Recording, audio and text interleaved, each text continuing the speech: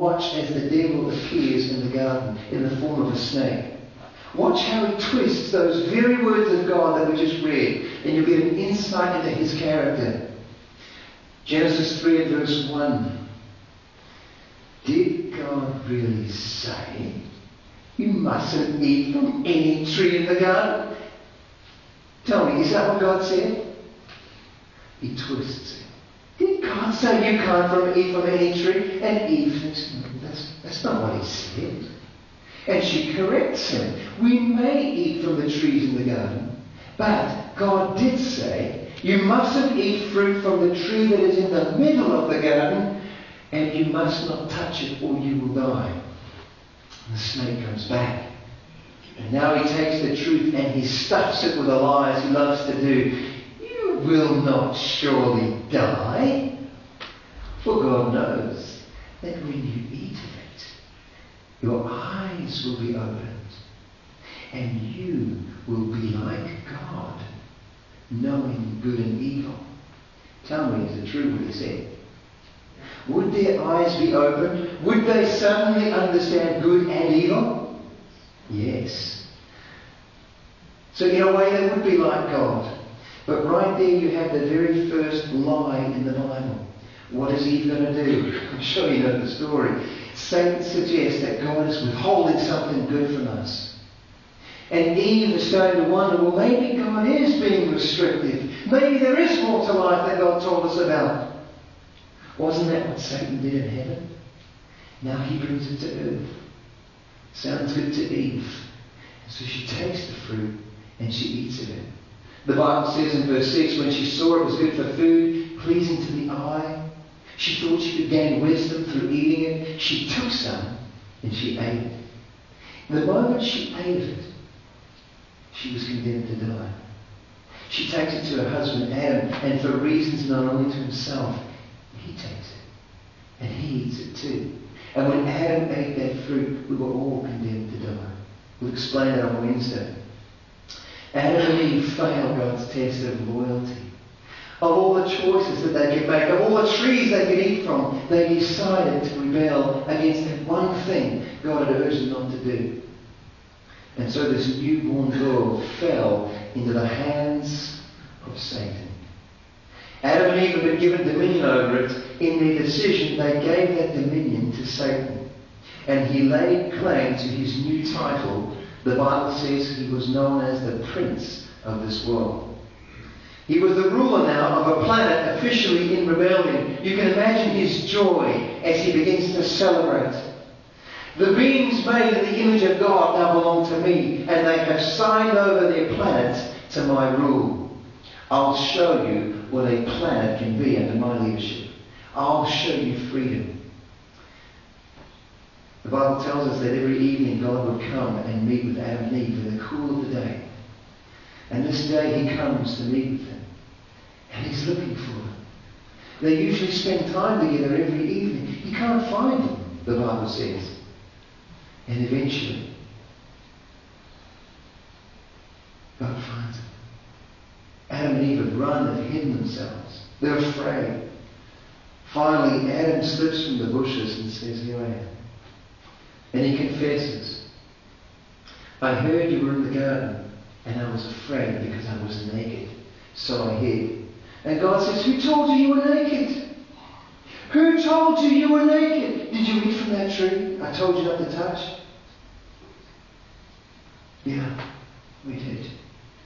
The first thing sin will do to a person is make them afraid. And sadly, sin can make a person afraid of a God of love. That's the worst thing sin will do. And out of that flows every other thing that ends in destruction and death. Sin will separate you from God. It will even make you afraid of Him, as Adam and Eve were. That only had the sin virus a few short hours. And Adam was suddenly blaming everybody else but himself. God says, why did you eat of it? And Adam says, the woman you gave me. She gave it to me. And then I ate it. And God turns to the woman.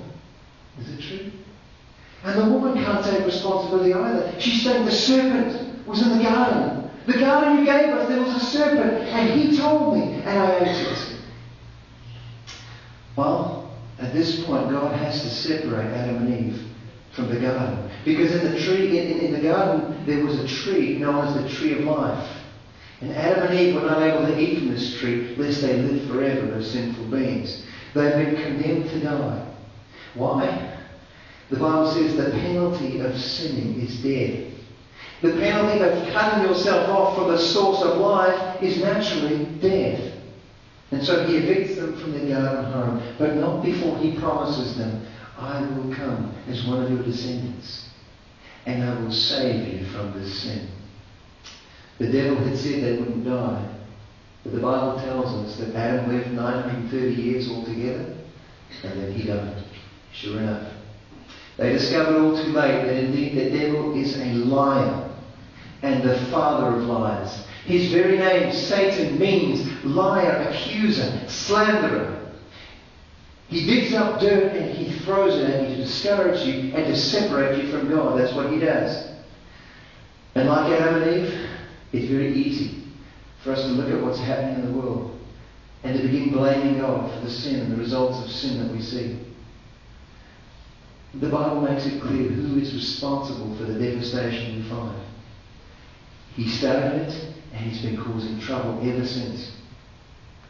The New Testament, we find a story where Jesus totally unmasks who's responsible.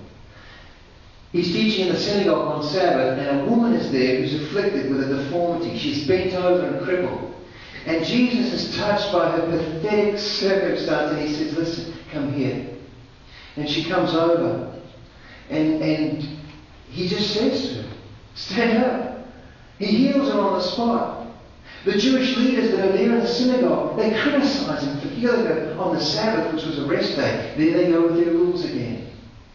And Jesus says in Luke 13 and verse 16, shouldn't this woman, a daughter of Abraham, whom Satan has kept bound for 18 long years, be set free from what bound her on the Sabbath day? Who had her bound? Satan. All disease, all deformity, all destruction, all death comes as a consequence of what Satan has brought about. And I just praise God that Jesus has the authority over him. And we'll study why on Friday night. But Jesus says Satan had bound her. He was the guilty one. And of course he's behind the whole lot of it. We're going to go to the book of Job now. Another book in the Old Testament. Perhaps nowhere in the Bible do we see it more clearly than in the book of Job in chapter 1. So come with me to page 360. Let's have a look at this dialogue between God and Satan regarding a man, a godly man by the name of Job. Job chapter 1, we see this conversation between the devil and God. It was sometime after the fall of Adam and Eve now. And the rulers of the universe were presenting themselves at a heavenly or celestial meeting. You can imagine the rulers from every major planet inhabited throughout the universe. They arrive there. And Satan is amongst them. Does anybody kick him out? No. Why is he there? This is a meeting for the rulers of the universe. All the planetary rulers have come. Why is Satan there? He's the prince of this world. At least he was at that time. He's there as the elected ruler of planet Earth because Adam and Eve chose him. The Bible says in Job 1:7, God says to Satan, where did you come from? And Satan answers the Lord, from roaming to and fro through the earth. Have you seen my servant Job? There is no one on earth like him. He's blameless. He's upright. He's a man who fears God and shuns evil. Look at the answer.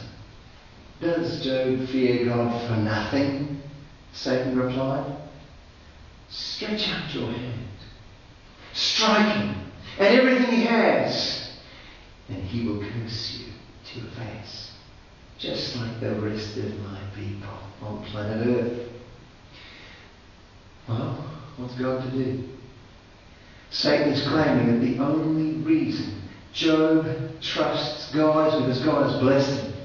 take away his blessings and he'll curse you in your face. He'll spit in your face just like Adam and Eve did. Well, the Lord